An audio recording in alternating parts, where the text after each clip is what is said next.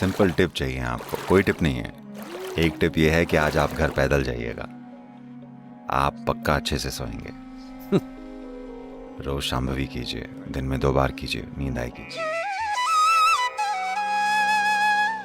अभी कुछ साल पहले ऐसा हुआ, ये लोग बोले वो हॉस्पिटल कहाँ पर है। मैंने कहा देखिए ये रहे वो लोग जो इस बीमारी की वजह से यहाँ आए हैं, मैं जो इनसे हो पा रहा है वो करवा रहा हूँ,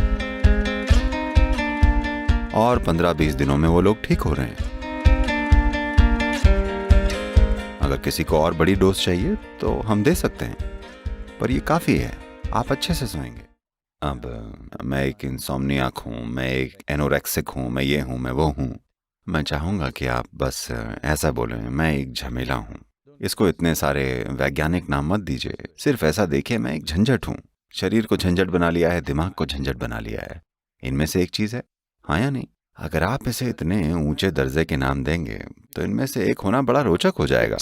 खुद के साथ ऐसा मत कीजिए। मैंने हजारों और हजारों लोगों को देखा है जो इस तरह की चीज़ों के साथ आते हैं। ये कोई बीमारियां नहीं हैं, ये सिर्फ वो उपलब्धियां हैं जो आपने ले रखी हैं, क्योंकि दूसरी उपलब्धियां जो आपके पास हैं वो शायद उतनी काफ़ी नहीं हैं। मैं इस तरह से बात करने के लिए माफ़ी चाहूँगा, पर मैं चाहता हूँ कि आप इसे जानें। ये सब कुछ खुद से बनाई हुई चीज़ें हैं। आप खुद एक समस्या बनाते हैं और फिर उस समस्या को अपने सर पे एक आभूषण की तरह लिए फिरते हैं। अगर आप खुद को एक खास संतुलन में ले आए, खुद को जीवन के साथ एक खास सहजता में ले आए, तो जब शरीर को आराम चाहिए होगा वो सो जाएगा। इसमें कौन सी बड़ी बात है आपको सोना पड़ेगा, सोना ही पड़ेगा, ऐसा कुछ नहीं है। अगर आप जरूरी काम करें तो ये खाएगा, है ना? हाँ या नहीं? अब खाना एक समस्या है, नींद एक समस्या है। देखिए ये सब बहुत बड़ा व्यापार बन गया है, प्लीज इसे समझिए। आपको कुछ समस्या होनी चाहिए ताकि देश की आर्थिक व्यवस्था को सहारा मिले, वो एक चीज आप कर रहे हैं। दवाइयों का उद्योग है, चिकित्सा उद्योग है, बीमारी उद्योग है, ये सब धड़ल्ले से चल रहा है, क्योंकि हर कोई उन चीजों को ऐसे ढो रहा है जैसे वो किसी तरह का ताज पहने हैं।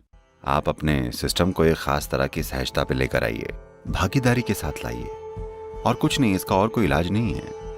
ऐसा कुछ साल पहले हुआ, अब हमने इसके नाम में संशोधन कर लिया है और अब ये ईशा रिजुवेनेशन केंद्र कहलाता है, ठीक है? एक समय था जब हम इसे योगिक हॉस्पिटल बुलाते थे।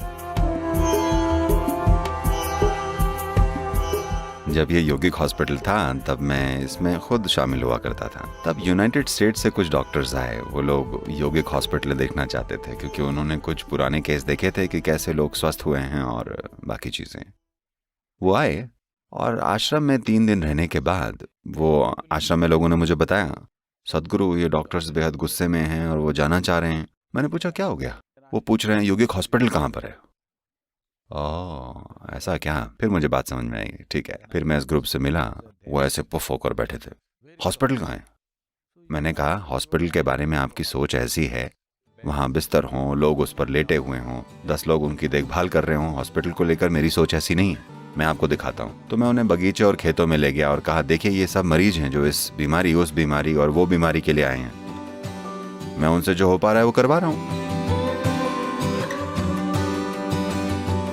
और आप देखेंगे कि 10-15 दिनों में वो बिल्कुल ठीक हो जाएंगे। हमने उन्हें प्रैक्टिसेस दी हैं। वो सुबह 4:30 बजे उठते हैं, 3 घंटे साधना करते हैं, फिर 2 घंटे काम करते हैं, फिर भोजन करते हैं, फिर काम करते हैं, फिर खाते हैं। शाम होते होते उन्हें जो भी दिया जाता है वो उसे खाना चाहते हैं, और रात में वो मर जाते हैं और फिर सीधा सुबह उठते हैं, और 15-20 दिनों में वो ठीक हो जाते हैं। क्योंकि कुछ बीमारियां हैं जो प्रकृति में संक्रामक हैं, वो बाहर से आती हैं, ये दूसरे जीवों के आक्रमण से होती हैं। हमें इनसे मेडिकल रूप से निपटना होता है, दवा की जरूरत है, क्योंकि किसी और चीज ने हमारे सिस्टम पर आक्रमण किया है। लेकिन इस ग्रह पर 70% से अधिक बीमारियां खुद से बनाई हुई हैं। आपका शरीर आपके लिए बीमारियां क्यों पैदा करेगा अगर आप कुछ गलत कर रहे हैं, है ना? आप सो नहीं पा रहे हैं, आपको क्या लगता है क्या गलत है? मैं चाहता हूं कि आप इसे समझें, अभी समझें आप सभी। अगर आप सो नहीं पा रहे हैं तो आपको क्या लगता है कि क्या गलत है? एक बात यह है कि शारीरिक गतिविधि की कमी हो सकती है, शायद सिर्फ यही बात है। दूसरी बात यह है कि आपका दिमाग मानसिक दस्त में है। एक बार ये ऐसा चलने लगे तो दिमाग में क्या चल रहा है उस पर आपका कोई काबू नहीं रहता। डर होगा, चिंता होगी, अशांति होगी, और दुनिया से आपका जुड़ाव ऊपर ऊपर से है। आप जीवन के रूप में शामिल नहीं हैं, आप एक सामाजिक व्यक्ति के रूप में शामिल हैं, समझे से? आपका समाज सिर्फ एक नतीजा है, ये आपके जीवन का आधार नहीं है। हाँ या ना? अस्तित्व आधार है, समाज सिर्फ एक नतीजा है। हम जंगल में रह सकते थे। हर व्यक्ति के लिए सब कुछ व्यवस्थित करना बहुत कठिन होता है, इसलिए हमने तय किया कि हम लंदन में रहेंगे। इतनी सी बात है।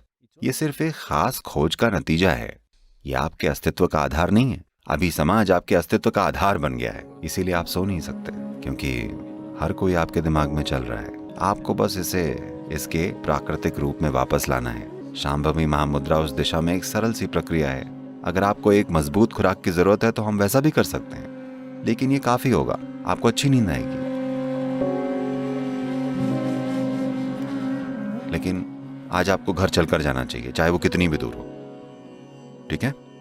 बस अपने जूते ऊपर कीजिए और चल पड़िए। अरे लेकिन जब मैं पहुंचूंगा तब तक 2 बज चुके होंगे। वो ठीक है, पर आप सो जाएंगे।